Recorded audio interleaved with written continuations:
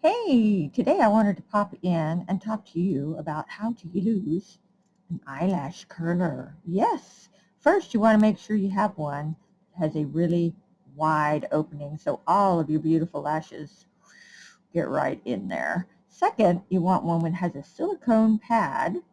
See that? So it's sanitizable and it gives a nice soft squish without pinching your lashes.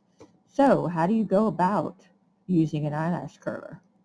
First, you put that right up to your eye. Yep, kind of scary, but this is a no pinch.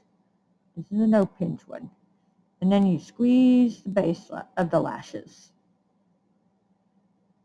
And then you're just going to move up a smidge, about halfway up your lashes. So you're going to be turning this up a little bit. Squeeze again, and then all the way to the tippy tops.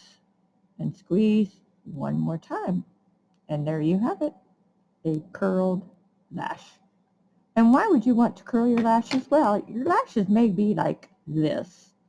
Wah, and you want them to be more like this because it makes your eye look awake and wide open. Yay! All right, bye guys.